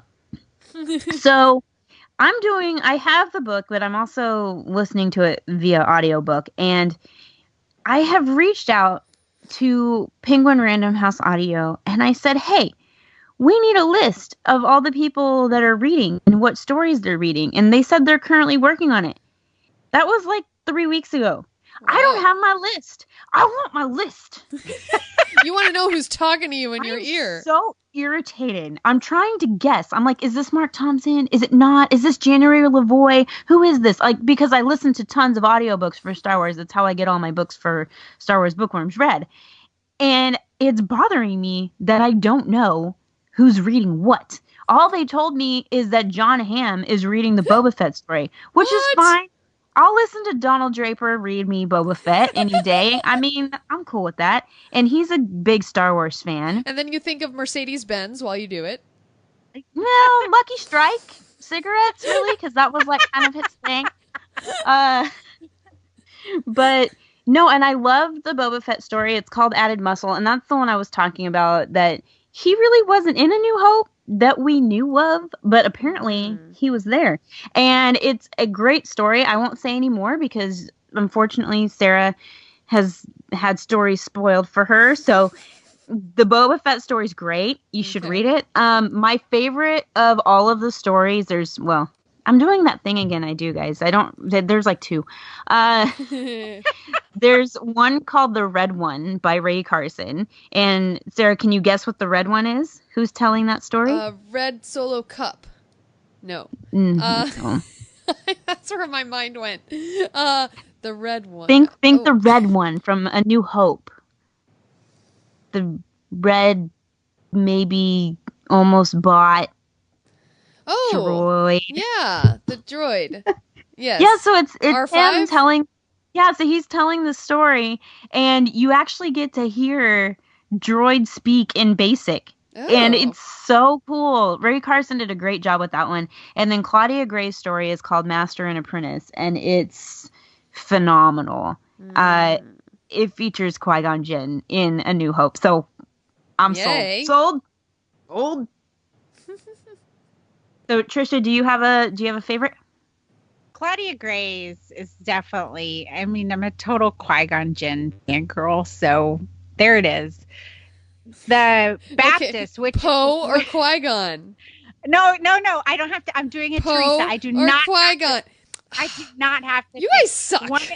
One is my Force sensitive boyfriend, and one is my not Force sensitive. Exactly. See, because sometimes you need a boyfriend that's not Force sensitive. That's right. And they can just fly real good. I'm not even going to go there. My Force sensitive boyfriend is Darth Maul. See, my I'm just non-Force sensitive boyfriend is I don't know.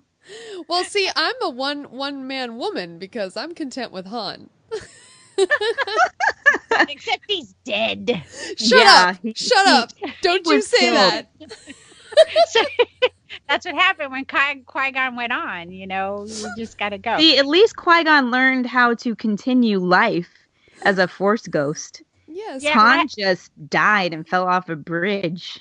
I have to admit, I wasn't totally sold on the whole sort of point of view book at first, but we've gotten some fantastic stories. The reason I wasn't really sold on this is that all the authors did this for free.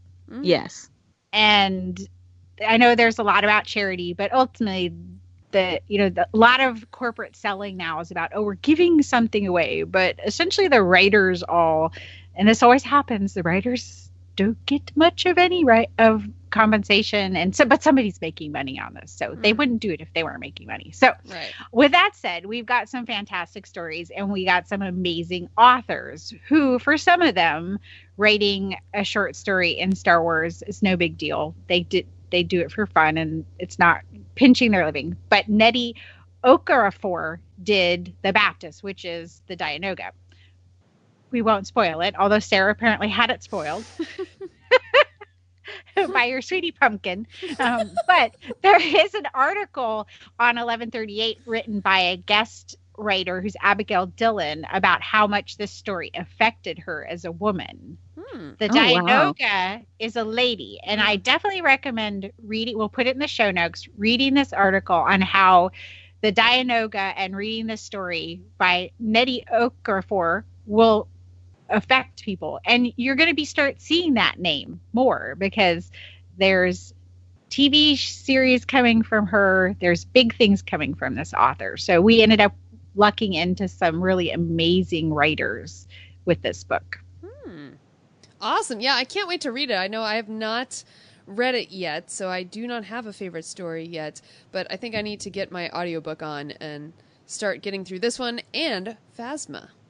And speaking of Phasma, Tricia, what do we have to give away today on the show? We have a copy of the book Phasma. So if you haven't read it, or if you just want another copy from us, you can do the hashtag FGGR selfie. I had to say it really slow. I'm like, I'm going to say it wrong. So hashtag FGGR selfie, and you will get an entry for Phasma, which you could see was our totally random picking process. But we will give you a totally random extra credit if you include something Phasma in your picture. And it does affect the choice. Yes, it does. Because it definitely, whatever catches your eye. So, yeah. So Agreed. Definitely. Yeah, so send a picture of yourself with something Phasma in it to hashtag #FugerSelfie. Nice. And I can't believe we have not recorded since the news of the Disney Infinity figures came out. Yeah, so they're actually not Disney Infinity figures anymore. They just look like it. Yes, they're by the same company, and they're Disney Toy Box action figures. Which is an infinity term. I know. It's a Disney Infinity term where you played with all the toys was a toy box. I'm so angry.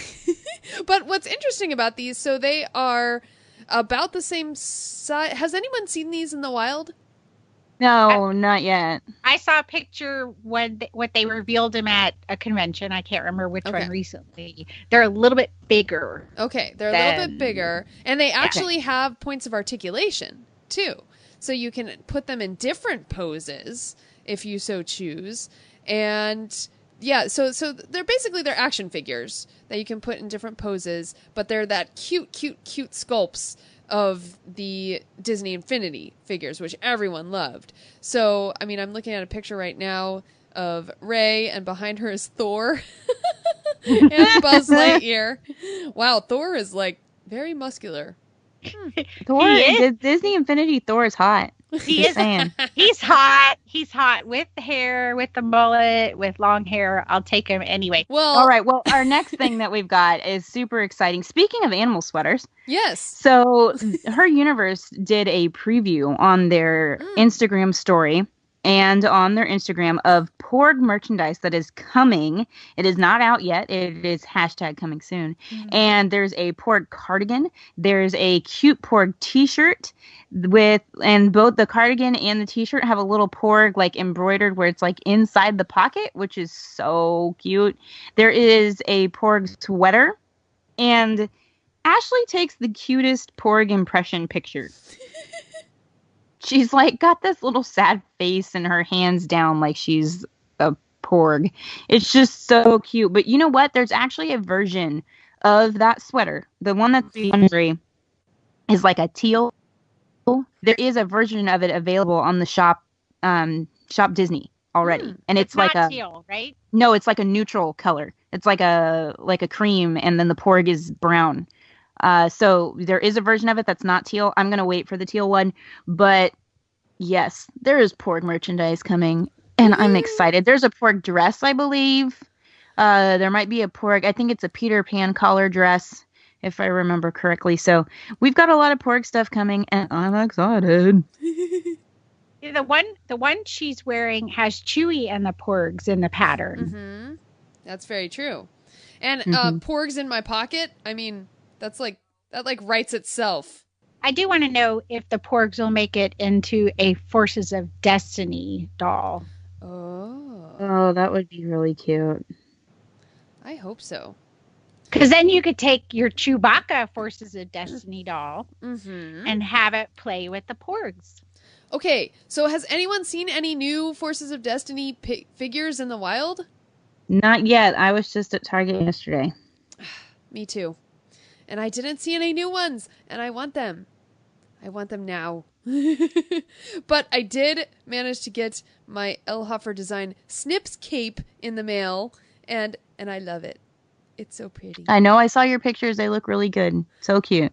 And if you don't know what we're talking about, we talk about the Snips cape on our priority transmission with Elhofer Designs and a bunch of other ladies from Geek Girl Con, including Pat Yulo and Marcy Hogan of the My Little Pony Jedi, Jordan Dene, and of course Catherine Elhofer. So go and check that out.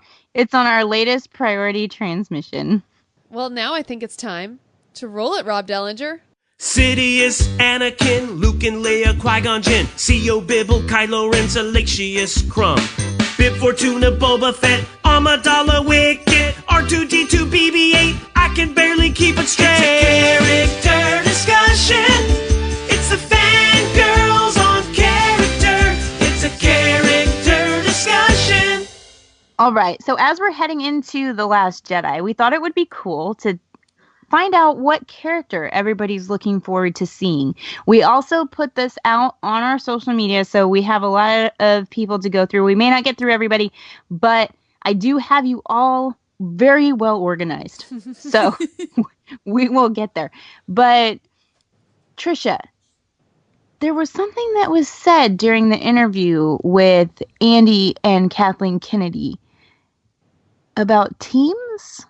Yeah, Team Crystal Fox or Team Porg. Ooh, that's a hard one. That's very really hard. I'm Team Porg.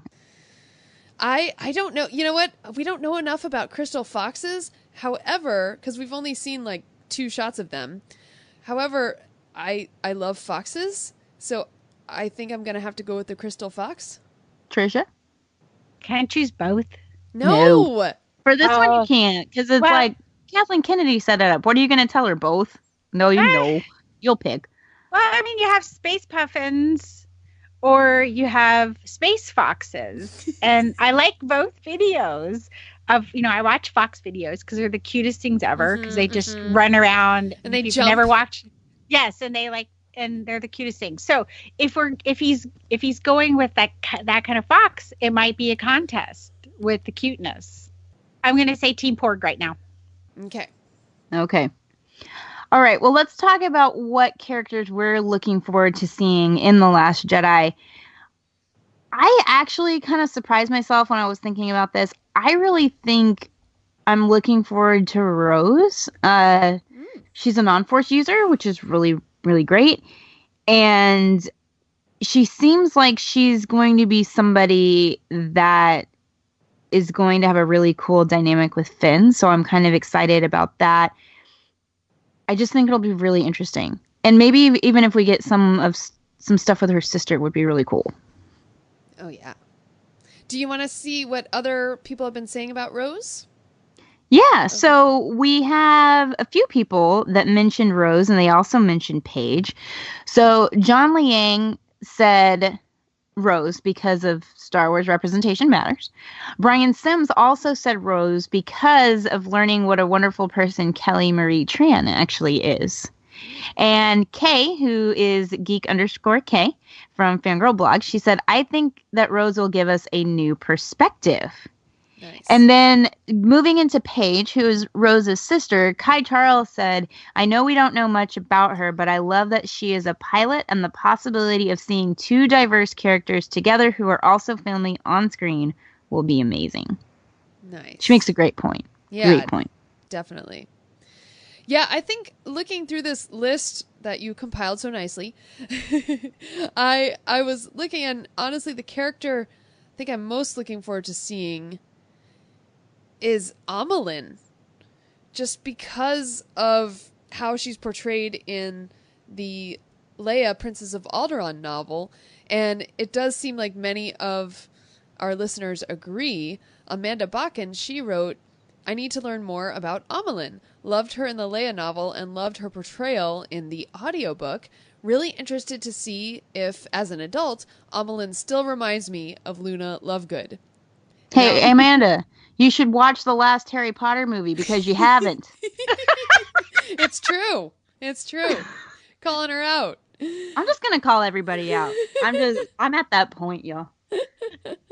Yeah, but I mean, those are my thoughts exactly. Like, I'm just so interested to see what Laura Dern is going to do with the character, how much we're going to see her. I don't really know, but I'm hoping there is going to be some good dynamic between her and Leia as well. So let's see. Oh yeah, so Colleen McCormick also mentions that I badly want Leia to have an on-screen friend who isn't Han or Luke. I want her to have an ally who is her age and just as capable and experienced. So yeah, I'm excited about that. Tricia, did you have any special character? Well, obviously there's Rey. I mean, because there's so many questions. We just, you just want to know all the answers to all the questions, which they won't answer them all. So, but I just want to see what happens. I'm so intrigued by the international trailer. Made me more intrigued than because they tell it more in a linear style. They're like, this is a story about Rey. They put her on top of the international poster where Luke is. So they totally, swapped it. And so I'm just, is she going to go dark? Because that's the spot where Darth Vader is, there. I'm, that's Dante, what people were saying about Luke. I know. So this is Dante DeMille. He wants to see Rey too, because I can't imagine caring more about another character right now. Wow, that's high praise. That's so sweet. And Inks as Rain, she says, The Force Awakens was her journey to knowledge and perspective, both about herself and the galaxy. The Last Jedi looks like it will be Rey's journey to action and choice, a fraught road, and I can't wait to see how she navigates it. And I'm like, here. Nice. Mm-hmm. Perfectly. But we will all need Vanessa Marshall's Kleenexes. Because we want to see Leia, right? And we've talked about this a lot, but we know it's going to be rough, right? No matter it's going to be so hard. Yes. So and I'm saying that, but now that I care about Leia, I'm like, man, now I care about her. She's going to something. I don't know what. I would say die, but I don't know if that's what's going to happen. So. Well, she was supposed to be a big part of 9, so I don't think they're going to just change whatever it was they were going to tell. But it's kind of one of those things where you're just like, oh.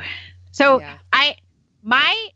so when I was a kid, just looking back over all of the years in Return of the Jedi, because I grew up with that trilogy, and the most intriguing line to me, or lines, was there is another, and then Luke telling her, Leia specifically, that she has, the Force is in her, that power. And we has, as of yet, not seen that. No. But as a child and a young woman, those were the things that were like, that's what I want. I was waiting for that moment. I was waiting for Leia to pick up a lightsaber or to do something. And I don't necessarily have to see her pick up a lightsaber, but I feel like I feel like there's a moment where all of that is going to come to a conclusion. All that talk about there is another could be resolved, and I could, that moment when Rey grabs a lightsaber, because we wanted that, and you didn't know until the moment you saw it happen on screen.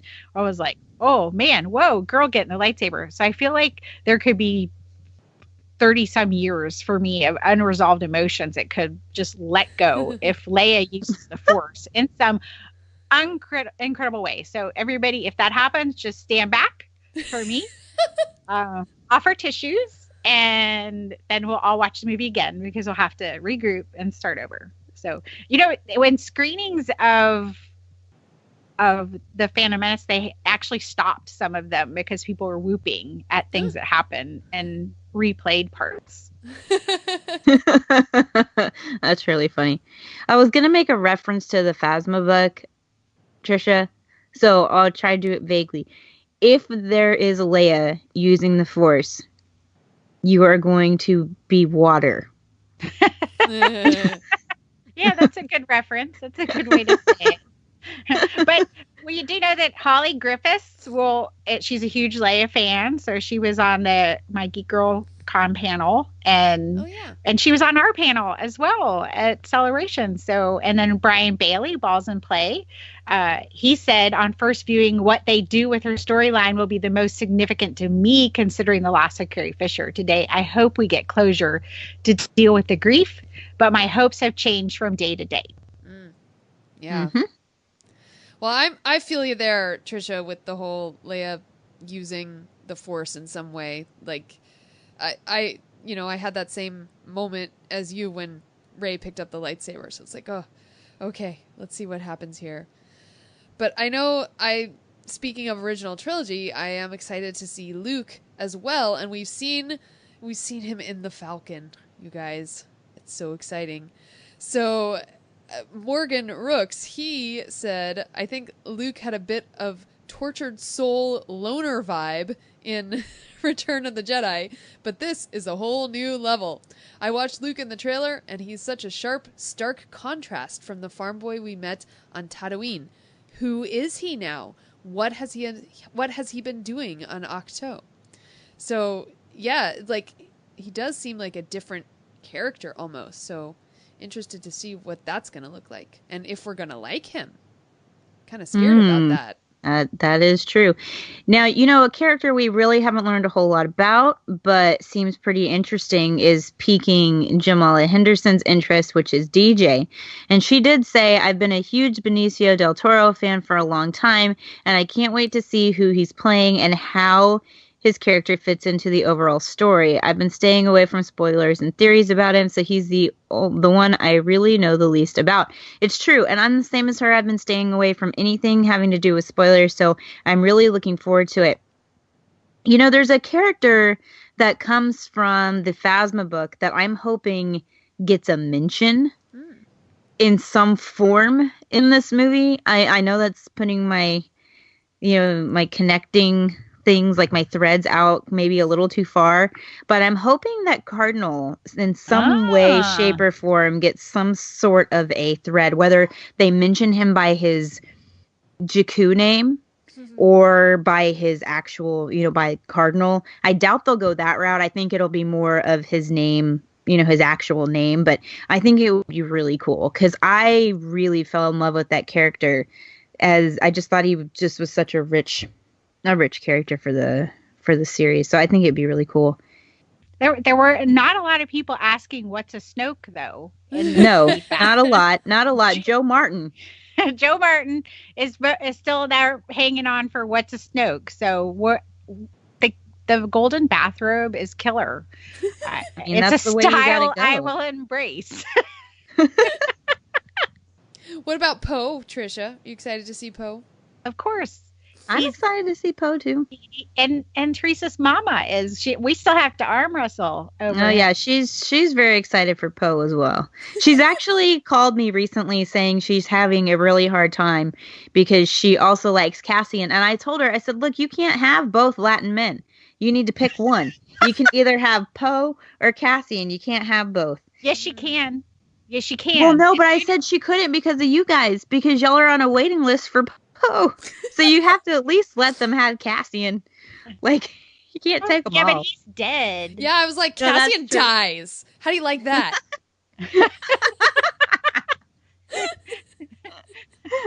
It is true. Well, apparently we have to fight over Poe because Isa Fett wrote, I want to see if being raised with a force tree in his yard ever gets addressed or is given relevance outside of Shattered Empire. Great pull. Yes. I have so many theories on Poe, but I'm not going to say them. I'm not going to say them now. Okay. Yes, don't save that for your hyperspace theories.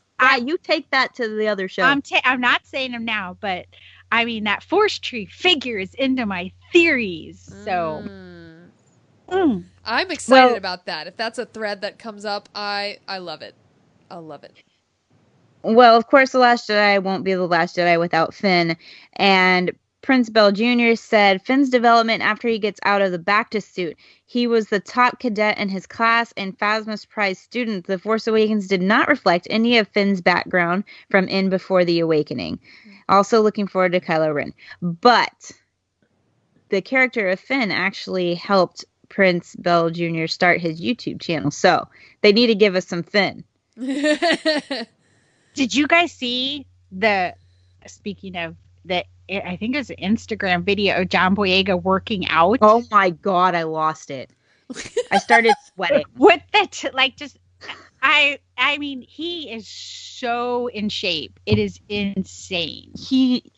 His muscles have muscles. Yes. Wow. Yes. Easy. And just a little towel. That's all he's got. And that's it. He's doing pull-ups in a towel, guys. I was like, oh my gosh, wow. I've never been able to work out that hard. I mean, most of us, I essentially have to just work. You just have to work out like all day and all night to get that. I mean, that's their job. But wow, Okay. So that back to he's in or whatever he's in. And it did something for his muscles, because I'll tell you what. It's like the serum for Captain America. It's like Nice. Oh my gosh. And we have, so someone did mention the caretakers. Karen Schultz is very interested to see the caretakers. And Lori Lizette, she made a comment about the Falcon. She can't wait to see what they do with the ship. Who is flying her? Does Chewie own it? Does it belong to Ben? Who owns the Falcon? I actually think it's Rey. Mm-hmm. I think Rey is in charge of the Falcon, but we'll have to see, I guess. And we do not, well, and there's the shot too of Luke going into the Falcon that we got in now, and I was like, ooh, I didn't think about that. Mm-hmm. So Luke, Poe thinks of Leia like a mother, is what they talked about in interviews. You know, maybe Poe's like, I'm putting my claim down on the Falcon. That shot of the Porg and Chewie deliberately does not show who's flying the Falcon. So no, it doesn't. We're back to that first shot in The Force Awakens when we presumed it was Han Solo flying the Falcon, and it wasn't. So I feel like there's trickery going on there. There's always trickery going on there. But Tricia, this comment from Donald Wicks, what I specifically pulled for you. He says Jaina and Jason Solo because they're better than Kylo Ren. Oh, Adam Driver would he'd say, "Oh, come on now!" With that shot in the trailer of him thinking, you know, you see him putting his finger on the trigger and Leia looking there. That's straight out of the expanded universe. Mm-hmm. Oh my God, he's so Jason. It's on point. They just gave him a different name. Yeah, now Tony Lombardo left a comment that's kind of referencing what we talked about in our last show. He said, I am hoping for a Force Ghost appearance by Anakin and Yoda or even Obi-Wan. Yeah. Force ghosting. I'm betting all of them. We're going to have Qui-Gon. We're going to have Obi-Wan Kenobi. We're going to have Yoda. And I think we're just going to have like the kaboom of Force Ghosts. That'd be fantastic. I'm okay with that. Just no Mace Windu. I'm good. And then Padme's gonna walk in and go, "You all, just sit down." Oh. And then you know what? I think we should just leave it with Garrett Sessions' comment here. But seriously, I'm looking forward to the relationships between Luke, Rey, and Kylo Ben. There is so much going on here than the simple good versus evil trope. This movie's going to be awesome. That's a great place to leave it. Thank you guys so much, all of our amazing Yub Cubs, for joining in for our character discussion. It was definitely worth it. And this is the end of episode 52. Can you believe we've done 52 episodes, though? I think about it, and I'm like, wow. All right, well, in between shows, you can find us over at fangirlsgoingrogue.com. You can find us on Twitter and Instagram. We are at FGGoingRogue.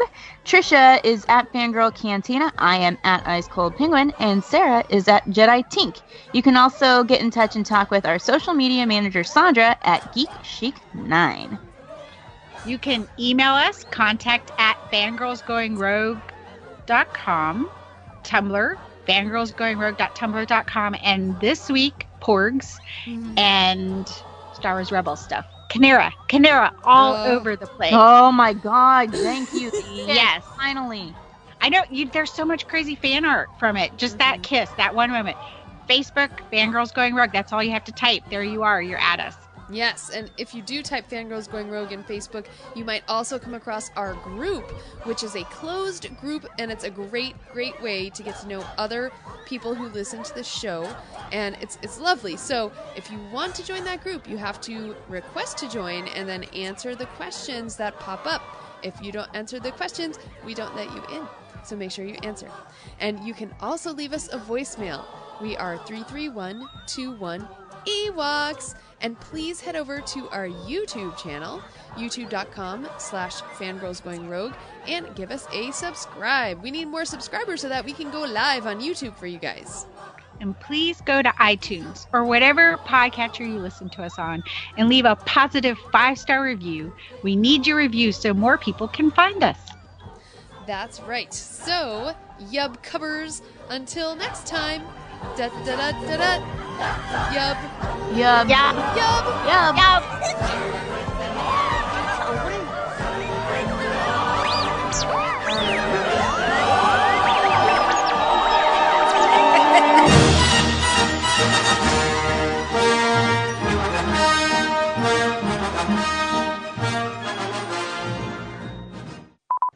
And it messes with my voice.